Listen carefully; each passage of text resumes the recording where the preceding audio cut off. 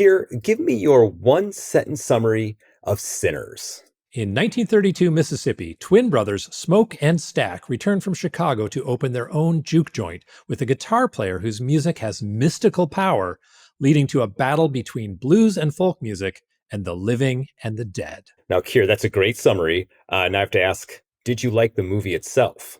I sure did. What about you? I enjoyed it a whole lot, and I think we have a lot to unpack and discuss in the episode ahead of us. Welcome to the Filmographers Podcast. I'm Keir Graff. And I'm Mike Moreci. We recently concluded our season-long study of Steven Soderbergh, and while we prep for season 2, we'll continue to bring you movie reviews, interviews, and lists. Today, we're reviewing, you guessed it, Ryan Coogler's Sinners, which opened on April 18th.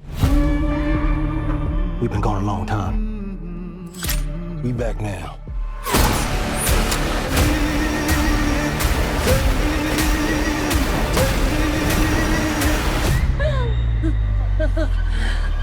We gonna kill every last one of you.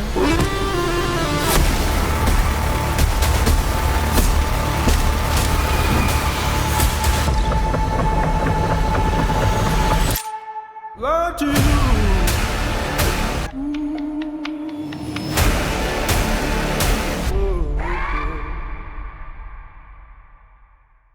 Keir, give us some background on Ryan Coogler, a filmmaker who I find really interesting and really enjoy his work. I do too, Mike, and I'm going to give you a key stat to start with. Ryan Coogler is a mere 38 years old. 38 years old, Mike. What have we been doing with our lives? Practically his dad. Oh, I know. I was like doing the math to see how old I was when he was born, and then I stopped because it was a little too depressing. Don't do that. Don't. Sinners. Sinners is his fifth film following Fruitvale Station in 2013, Creed in 2015, a little movie called Black Panther in 2018, and another tiny indie called Black Panther Wakanda Forever in 2022. I regret to say that I still haven't seen Fruitvale Station, even though it's been on my list for a long time. Mike, have you seen that one? It's terrific. It is really, really good. And watching that and seeing where his career and MichaelB.Jordan's career, it's cool to see how they have shared this trajectory and they're constant collaborators. You see in that movie, I mean, just by itself, it's a terrific movie, but you also see the seeds of two really gifted, talented artists at play. And it's worth it to go back and check out. It's a great movie. I'm definitely going to do that now. And then I can kind of complete the set. Collect so them all. Coogler, collect them all. Coogler wrote the screenplay for this one himself. The project's working title, I recently learned, was Grilled Cheese. He likes to keep things under wraps until he has to reveal what's actually happening. And Autumn Durald Arkapaw was the cinematographer. Arkapaw last worked on The Last Showgirl with Gia Coppola and in a repeat collaboration with Coppola. And before that, worked with Coogler on Wakanda Forever. The cast for Sinners includes, as you said, MichaelB.Jordan as both Smoke and Stack. He has been, in one way or another, he's been in all of Coogler's films. We could call him the Clooney to Coogler's Soderbergh, maybe. Yeah, they literally, or no, I don't know if he was in Wakanda Forever. I didn't see that. He movie. was in a flashback. They got him in there briefly. It was a tough story. He was much more present in the original script. And then with the untimely passing of Chadwick Boseman, they had to reimagine the story entirely. And then MichaelB.Jordan ended up just being inserted in one scene. He did one day's work, but he has, because of that, been in every one of Coogler's films. Okay. So hours ago, Hollywood Reporter reported that Sinners had a great night last night with the Thursday night previews earning $4.7 million. Pretty nice start. However, the film does have a reputed $90 million budget. So Variety is saying it's going to need to gross around $185 million to break even, which is a big ask for a vampire movie. Or is it a zombie movie? Let's discuss that in a moment. Yeah, I think it'll get there. I think it's going to have a big weekend. It looks, I mean, I don't know about you, Keir. I went last night, being Thursday night, so that opening weekend, or opening night rather, and it was a 9-10 show, and it was pretty crowded. It was actually really crowded. So that bodes well, I would say. Before we make our own deal with the devil at the Crossroads, I want to take a brief moment to plead with listeners to make a deal with the Filmographers by joining our Patreon. Patreon is where you can find all our episodes, video and audio, as well as extras you won't find anywhere else, like our subscriber-exclusive commentary on Steven Soderbergh's nearly forgotten masterpiece, The Good German. I say nearly forgotten because it just got a 4K Blu-ray release that sold out. So even the Filmographers are on the waiting list for that one. But best of all, you don't have to sell your soul to join our Patreon community because it is free to join. You can find us at patreon.com/the Filmographers Podcast. Yeah, and if you want to join at a paid level, we'll thank you with great merch like a Filmographer's sticker or a coffee mug. So just come and check us out. There's lots of cool stuff on there, like Keir said, video, audio, stuff you won't find anywhere else. And it's patreon.com/the Filmographers Podcast. And if Patreon's not your thing, you can always be part of the Filmographers community by leaving a rating or review on your podcasting platform of choice, or leaving us a comment on our YouTube page. Please do it today. Do it right now. It matters more than you know. So, Keir, I'm going to jump right into the movie now that we've done our housekeeping. But I've been trying to think of where to start with Sinners, because it's such an interesting movie, and it's a bit of a dense movie, and it's a genre movie. It's got a lot of cool stuff going on. And what I really wanted to start at, one of the things that made me think the most during watching it, is how it feels so classical. Like, Coogler, I've always thought, is a very, very strong director, very, very capable, very competent. Like, he's one of those, while there is a sequence in Sinners that is absolutely terrific, that there's a oneer that, goes around the juke joint, which I won't spoil what happens, but it's absolutely terrific. I want to spoil that so badly, Mike, but yes, you're right. It's so great. It's such a great 45 seconds, however long it lasts. Just absolutely terrific. But other than that, he just does everything so solidly well. Before coming into this, I watched this video that was I shared with you that Kodak had tweeted, and it's Coogler talking for, I don't know, 2-3 minutes about film stock and the history of film stock, what gets used how and where, and what they what they filmed Sinners on. And it's his enthusiasm and passion for film and the medium and the hardware and everything is just so joyous and inspiring, and just a pleasure to watch. And you can almost, I feel like that carries over into his movies. You feel the craft, you feel the attention to detail. I didn't go into this I expect to be good, just based on what I heard and knowing that Coogler is so good, and knowing what I knew about this movie. But I didn't expect to walk out being like, wow, like, what if a 1930s gangster vampire genre movie, what if that had been made by John Ford meets Martin Scorsese? And it really, it really has those, just the confidence that you can feel with the decisions that he makes, and the way that everything is framed, and the detail, and the small, he moves the camera really when he wants to. There's a moment where the shop owner's wife, the one who paints the sign, I forget her name, but they pull around to her coming into the car, and the car gets dim, and she has the cigarette that's lit, and it gives just enough light of that ember. And it's just so perfectly orchestrated. And there's so many moments like that, or just the orchestration is absolutely wonderful. The vividness he gives to the cotton fields as smoke is driving through. Like, there are just so many Fordian, Scorsesean flourishes that it called to these masters, and made me think of them and how absolutely on par Coogler proved to be in this movie. And from a filmmaking aspect, and we'll talk about the story itself, but a filmmaking aspect, this was an absolute home run, I would say, for Coogler. If anybody wasn't convinced, boy, Sinners will quell any doubt. Yeah, no, I agree completely. And calling back to that Kodak video you talked about, which I believe was actually like 10 or 12 minutes, but it was so interesting, it flew by. It probably seemed like 3 minutes.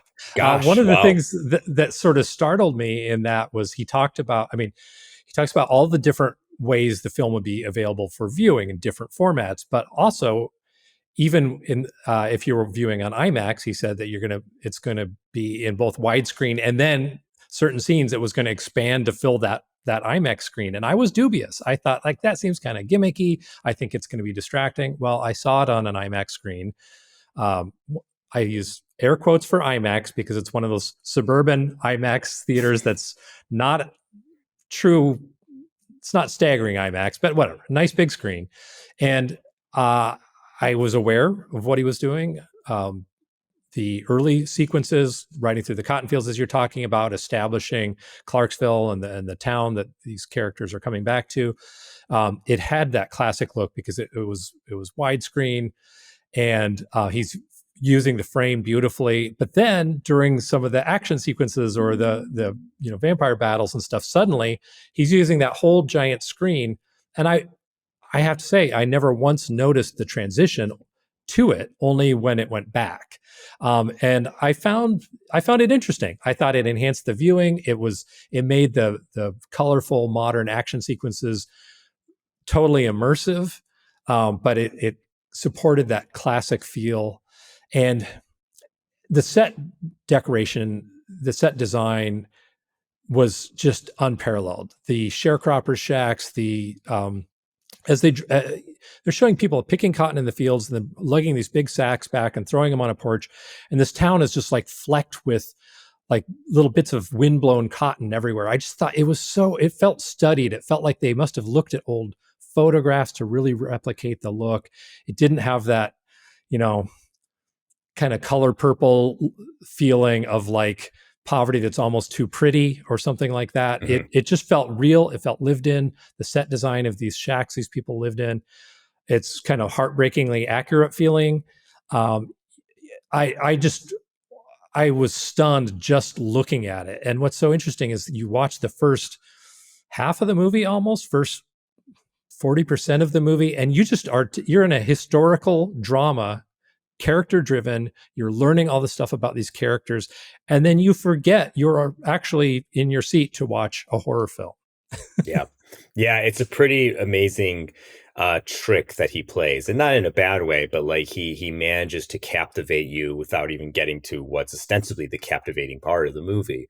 The attention to detail, like you said, is absolutely wonderful. The performances within that were wonderful. The whole sequence when they go to I forget if it's Smoke or it's Stack. I think it's Smoke who goes to town, and he's the one who's getting the supplies and visiting the shop owner and things like that.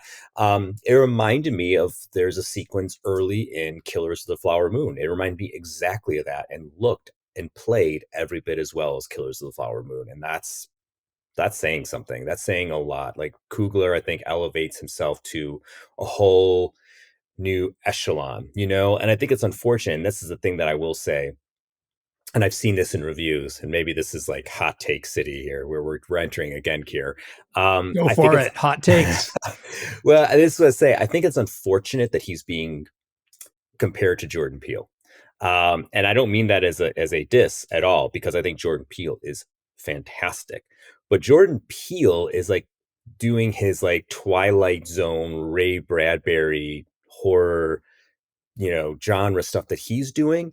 And it's so different. Ryan Coogler is so different. Ryan Coogler is making like Ryan Coogler should be being compared to Scorsese and Nolan and people like that, like these big canvas, big ambition, blockbuster stuff. And maybe Peele does that, or maybe he's kind of doing that. But I just feel it's unfortunate that, like, to be frank, like black person making horror, they must be similar.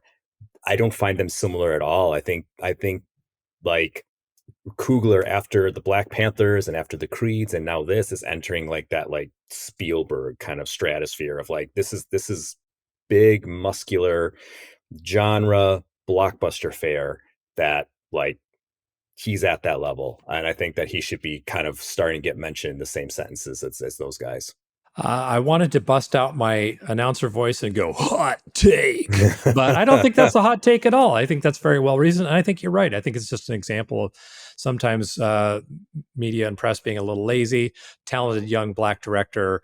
Oh, he's like this. And yeah, he deserves to be evaluated on his own merits and certainly not. Yeah, I agree. I mean, if there's a comparison to Jordan Peele, it's that they're both smart guys. We can leave it at that. Yeah, yeah. It doesn't make them, to be clear, better or worse. I think Jordan Peele's a genius, and a brilliant director. And I'll be first night for anything he makes. It's just I would say there's a lot more distinction there, and I think that I would like to see Coogler recognized for that distinction rather than give him a superficial comparison. Well, let's talk about the story a little bit, because it does. I think one of the defining characteristics of this film to me is that switch. You totally enter this world of these characters. There's a lot of time setting up the big night that's coming, right? The Smoke and Stack come back to town from Chicago. They have a mysterious source of money that is most likely ill-gotten. It's partway through the movie, it's revealed how they obtained it.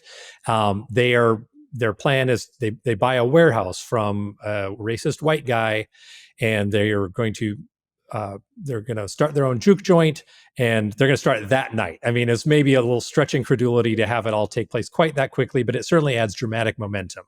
So the whole thing is just slow build, all these interesting characters, amazing locales. And then when the horror movie switch gets flipped, boom, it's a different vibe in every way. What did you think about that? I mean, visually, he literally drops it right into the middle of the movie, because the first frame that we see, the vampire, is him getting dropped into the movie. Like we're on the frame of the house, and he just comes out, just literally he falls out of the sky into the movie. And I thought it was such a bold way. And that's in the trailer, I believe, and a couple of the. I think so. Yeah. Yeah, that and the Tommy gun sequence towards the end is also in the trailer. We won't spoil how that occurs, but there are some just stunning, indelible images. And I agree, that one is like either he dropped out of the sky or he hurdled the camera, and suddenly it's activated. And what's interesting too is that this is a movie about music, and I don't want to talk about the music in more depth, but like it's got blues, and then it's got folk, the white man's blues, and then when the horror sequences activate, it's music. It's like metal. It's and very operatic kind of metal sounding stuff that feels much more like an 80s or 90s horror film, which was a totally different idiom. I kind of was like, I don't know. I wasn't sure how I felt about that. I came around and liked it.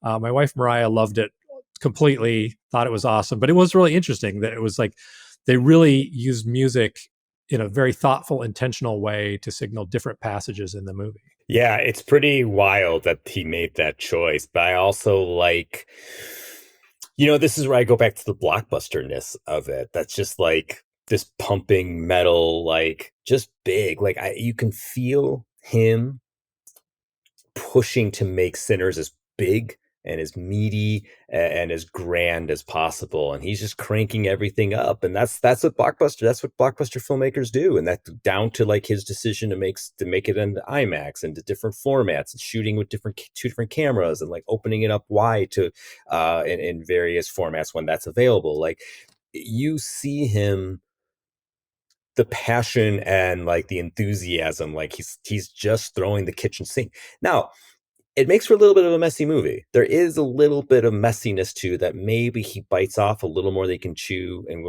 we can talk about this like thematically and with the story and stuff like that. But you know what? It sucks that we've gotten to a point that just in general art can't have messiness. I like art that's a little messy. I like that Sinners has a little bit of messiness to it. Like he's just trying and not always succeeding in every single thing. But I will take the attempt any day. Any day I will take the attempt than just like the friggin', sorry, he's made Marvel movies. In fact, it's funny, when we were talking about Coogler and researching, I forgot he even made Black Panther. I just like wiped that out of my brain completely. Like I try to forget as much as I can all of those movies. And they're easy to forget. They do a lot. They make it easy for you because they're so forgettable. I mean, I'm not a superhero movie guy, and I'm not a Marvel fan at all. But like Black Panther was definitely one of the ones mhm. I enjoyed more than most, and and Yes. I certainly, there are many I haven't seen, but Guardians of the Galaxy, one of my favorites. Black Panther ranks pretty highly for me. Yeah, yeah, there are some good ones. I mean, there's a few, not many, but a few. Yeah, But like, I'd rather him be ambitious. I'd rather him throw shit at the wall and be like, let's see, let's try, let's do it. yeah, Let's just like, let's go for it. Let's go. You know what? This metal soundtrack might be obtrusive, or it might have great effect, but I'm gonna go for it. And he went for it, and I'm like, it took me a while to adjust, but after a while, I was like, yeah, man, good call. yeah, yeah. You know? Yeah, I agree with you. And I think that I enjoy this movie a ton. I'm a fan of it. I recommend people go see it. It was a wonderful night at the movies. So I'm going to say that. Um, Devil's advocate question maybe is like, would it have been better if he would have dialed it back 10%? I mean, I'm torn because I like, I like the big swing and I like the attempt. And it's okay with me if there's a little bit of messiness. I do feel like maybe like there's kind of multiple endings. There's so much relationship stuff packed into it, and then there's so many themes. It's a fascinating. I mean, the themes are fascinating. So I'm not sure I want him to dial that back because there's race and there's class and there's some really interesting stuff in ways in which that's tied into the music. This is really reclaiming the blues with a black made movie and a black cast. It's something that white performers have definitely lifted the blues, and white filmmakers have definitely co-opted the blues in many ways. And this is like a triumphant reclaiming of this essential music for black people. But then it's in a very thoughtful way. They're the bad guys who are white. Crackers singing folk music, but they're good. They sing great folk music too, and it's kind of shown. Even though they're bad dudes, it definitely kind of centers that folk music as the music of their oppression. And I don't know. I mean, you're watching this scary movie about people being attacked by otherworldly beings, but there's also rich food for thought about big social issues. And so I love that he took all that on and crammed it all in. I think I wouldn't want him to dial the ideas down. I think that maybe in the end we have a little too much going on towards the end of the movie, and maybe just a little too many, not too many. This, yeah, I don't know. Maybe the storylines just become a little unwieldy. But these are quibbles. I mean, I think it's a great movie. Well, I'll ask you this. I'm going to volley this back to you because I do. There's a great scene where they are vampires. They come to the door and they play their folk music, and everyone, the black guys, people that are in the juke joint, they're like, play for us, and they play. And there's a great moment where they're all like, oh damn, that was pretty good. Yeah. But it's so important to the movie, because here's what I throw to your way, and I'll give you my opinion of this is like, I actually wanted 10% more. I wanted, because like I found that super interesting, that ultimately, and it doesn't diminish, granted, this is barely post-slavery world. They're still in the South. There's still the Klan. There's still a ton of Jim Crow. Still Jim Crow. Lots of bad stuff going on. But it also doesn't it makes and it's interesting that the lead vampire was Irish. So there's some Ireland context to there. Like you could tell there's a backstory of his oppression. In I remember in the movie The Commitments, they said that they're the blacks of Europe. Well, that maybe doesn't age as well. I don't know. Maybe not, but I like that Coogler draws attention to exactly what you're saying, like the folk music being the oppressive music of white people and blues for black people. And they draw this really, really interesting parallel, is that like we are actually united in powerlessness. What we'll always share in common is that, and Smoke and Stack make it a point of this earlier in the movie, is like, we want power, and that means money, that means influence, that means all these things. And they kind of have it because they have some money, but how long? There's questions: how long can the money last? And if the money leaves, then there goes the power too. It's just, it raises this really interesting dichotomy, which I wish they would have pushed just a little bit further with that 10% more of like, maybe the vampires aren't so wrong. Maybe there's something said like, we unite and now we have power because we are stronger than them, because we can do these things, because we are literally more powerful than them, and we are united in this powerlessness that we share historically. That's kind of cool. Like, I wish there was a little bit more of Jack O'Connell's vampire character, like learn just a little bit and given that little bit more and made that nuance just a little richer. I think would have like really knocked this whole thing out of the park. And then just tweaking a few character stuff, which we can talk about in a minute, but like I wanted 10% more. That's a fascinating comment, and you might be right. Maybe it needed 10% more. I think it just felt to me like it was so full of ideas. It was so full of plot. It was so many different things going on that, my natural response as a writer and editor and ghostwriter, I'm ghostwriting a project right now that needs a little less conceptually, needs simplification. And I think my natural response is always to help people make sense of things by paring away and simplifying. But sometimes the answer maybe is to push through, and maybe with a little more. You make an excellent point. Maybe we get a little more of the point of view of the Irish vampire. Maybe it helps coalesce and crystallize some of the other ideas that are expressed in the film. Yeah, I like that. One little side note. Oh, go ahead. I was just going to say, like, a fascinating side note. You were talking about like money as power. And I thought one of the wonderful details of this film is that these guys come back, they open this juke joint, the place is hopping, people are coming in, they're buying drinks, they're having a great time listening to music. But it's not a very successful first night financially, because many of the customers are paying in like scrip, basically, which, like, for people who lived in company towns, it was like coupons that you can only redeem at the company store. They have this form of money that's only good at like their plantations or the places where they are laborers. And so it ends up being a busy night, but not a profitable night. And that was, I guess it's a financial economic spoiler. I apologize for that. But that was such a rich detail that, you learn something. Yeah. There is at least four different types of currency that appeared in this movie. I won't say, but there was four different types of currencies that appear in this movie. Yes. Which is Stop me before I spoil again. But yes, that's a good point. But like, to your point, I will say, I think you're right about like the 10% less in character. I think that's where they started to stumble, because like once it got to the vampire stuff, and you basically have the vampire invasion, setup, which you've seen before, and always there's a reason we see it again and again, because it works and because it's awesome.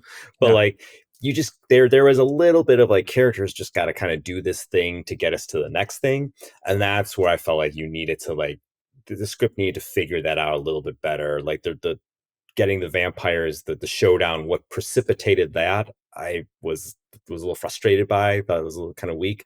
But that's where I think they need a little like the character. So I think you're right as well. There is that they could have used a little bit less there, as they were balancing it out. But I can't complain that much. I loved it. I really loved it. I thought it was a terrific movie. It's up there. We're early in the year, but it's like that and Black Bag and Ephus are probably three of my top three movies so far. It catapulted right to the top. I'll see it again if I have the opportunity. Yeah, and Mickey 17. I'm just kidding. Yeah, no, definitely one of the most enjoyable theatrical experiences I have had so far in 2025. And there's a lot of time ahead of us, but yeah, I absolutely, my verdict on this is get out and see it with a full, theater. It always makes the experience better. My theater wasn't packed, but it was a decent crowd, and people were enjoying it, and they were enjoying it vocally, not in an irritating way. We were laughing, we were groaning, we were cringing. That just enhanced the night. Yeah. And I think it's going to do well. And I'll say this, I'm really glad to see, some people are wringing their hands over the Minecraft movie, which I think is utter bullshit. Like, people want to see that. Kids want to see it. Like, adults even want to see it, like, and it's massively successful. And however you feel about people having this like really fun, visceral, maybe even goofy reaction to the Minecraft movie, like, it's putting butts in seats and people are going and saying, oh, the cinema can be fun and it could be enjoyable. And I can see movies that isn't like a remake of a 1935 friggin' cartoon that nobody cares about, like, or a live action remake nonetheless. Like, it's getting people excited.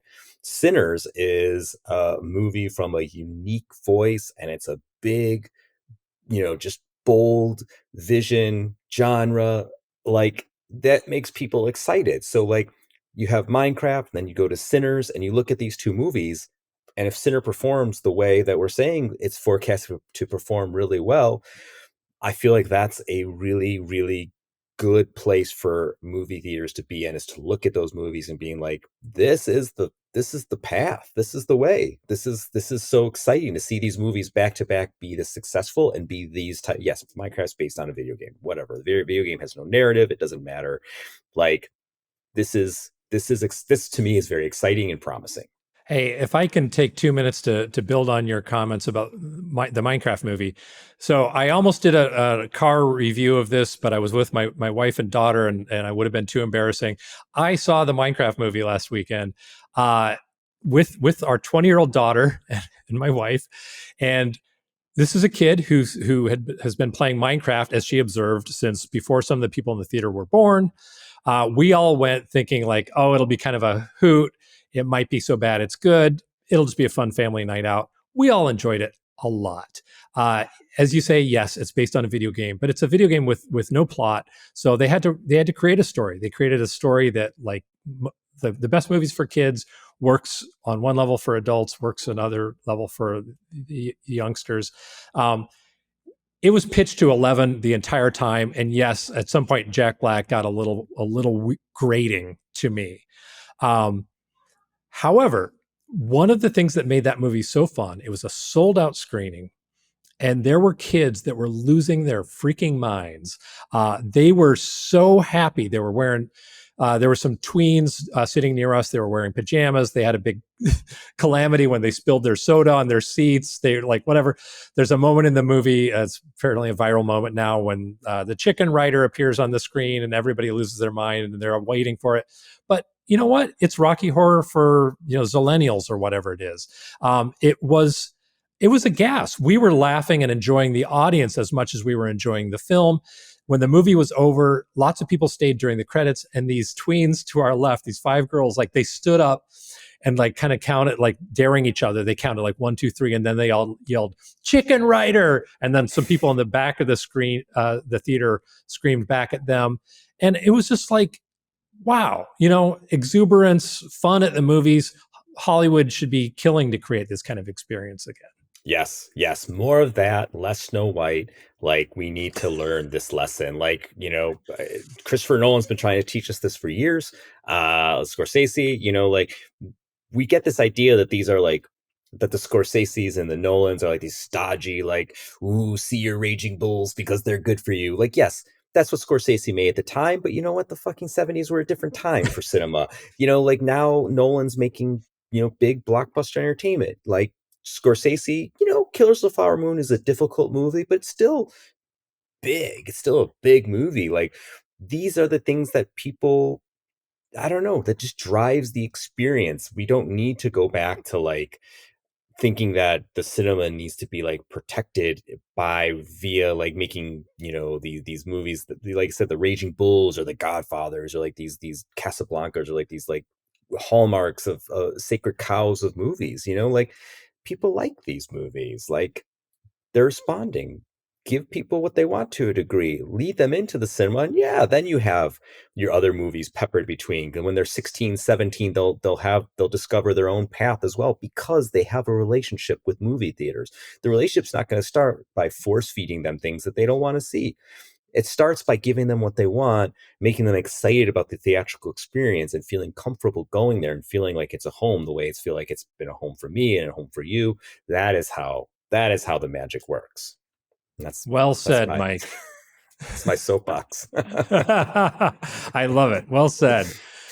Before we go, today we are unveiling a new feature called the Filmographers Five, which basically, whenever we review a new movie, we're going to suggest 5 films for further watching and briefly explain how they relate. We're not saying we recommend them all equally or even that we recommend all of them, but they're movies that you could consider as further viewing, or movies that maybe have an interesting relationship to the movie we're talking about, or just, so some will be as simple as a recommendation, like if you like this, you'll like that. But we're going to explain how each of those fit in. And I am going to lead it off today. The first movie I thought of while I was watching Sinners, I was thinking of From Dusk Till Dawn, the 1996 film written by Quentin Tarantino and directed by Robert Rodriguez, starring George Clooney, Quentin Tarantino. Pardon me, got something stuck in my throat. Great director, not a great actor. Salma Hayek, Danny Trejo, Harvey Keitel. It's fun cast, and it's a fun movie. Vampires in a nightclub. Definitely, the setup is not that different from Sinners. You've got a musical venue. You've got the undead besieging people. However, let's just say that, From Dusk Till Dawn is a fun movie. It's nowhere near on the level of Sinners, but the similarities are unmistakable. And, stars George Clooney, who became for Soderbergh what Michael B. Jordan is for Ryan Coogler. Yeah, terrific movie. Like, just total grindhouse stuff, which is definitely what they're going for. Tarantino and Rodriguez would go on to literally make their grindhouse double feature after this, but just super fun. It also reminds me of this, I guess this is a bonus. I don't know if you've ever seen Tales from the Crypt Demon Night. Did you ever see that one? I have not. Man, after you watch like Ben-Hur and then get to Demon Night. Okay. It's part of a good film education. Exactly. Okay, but that's a bonus one. So give us the actual number 2. Yeah, my actual number 2 is Green Room, a movie that I love. Do you want to talk about intensity? This is a very, very intense movie, start to finish, written, directed by Jeremy Saulnier, who recently did Rebel Ridge at Netflix, which was also terrific. It stars Anton Yelkin, who is dearly missed. I think he's just great. Imogen Poots, Patrick Stewart. Basically, it's punks go play a bar. They witness a murder and are attacked by Nazi skinheads it's the club that they were playing at in the Pacific Northwest, very remote, very secluded. Similarities to Sinners, I would say, is just the music venue. And like I was saying before, the siege aspect of Sinners is very, very much is what Green Room is. And racists. It's also racist in both. Yeah, I mean, there's some pretty strong similarities there. It's kind of amazing. Like I will, Sinners feels so unique to me. But it was kind of crazy to be able to come up with a couple of siege movies in like music venues like right away. So I don't know. I guess there's something about that setup.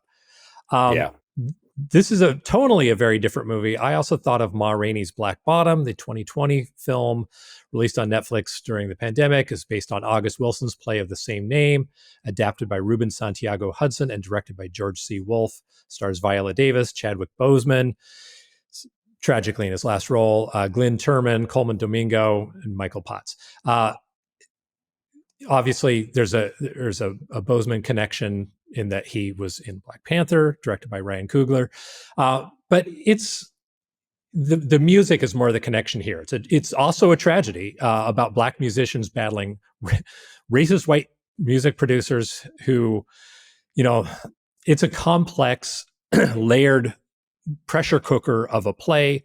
There's no vampires, no zombie action, but maybe the white record producers are the zombies. Actually, they're feeding off the flesh and blood of the musicians.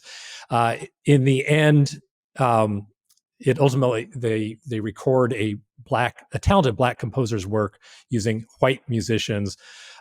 Very noir ending there.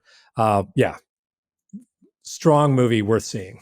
I haven't seen that one, so I will have to check it out. That's like, wow. I mean, looking at the cast, what a great cast. I'm a little disappointed that I missed it, so I will see that. But I will go to the next one. So if you liked Sinners, I would also recommend Inglorious Basterds, another Tarantino movie, starring, for most people know, Brad Pitt, Christoph Waltz, Michael Fassbender, and just a score of other talented people. The similarities that, like, just the way Sinners, not quite as much as Inglorious Basterds does, but plays with history, gives a little bit of comeuppance to people who deserve comeuppance, and just the absolute quality of filmmaking. Like I said, Coogler displays remarkable confidence and craft, and this is, I think, Tarantino arguably at the height of his powers, we're yet to see. But they have a very interesting take on historical genre that they both cover really well. And I like Inglorious Basterds a whole lot, and I like Sinners a whole lot. Yeah, as you know, I run hot and cold on Tarantino, but I think Inglorious Basterds is top notch, top tier. Yeah. So the fifth and final film, I'm gonna. This is gonna be a little different one. Crossroads, 1986, written by John Fusco, directed by Walter Hill, starring Ralph Macchio, Joe Seneca, and Jamie Gertz.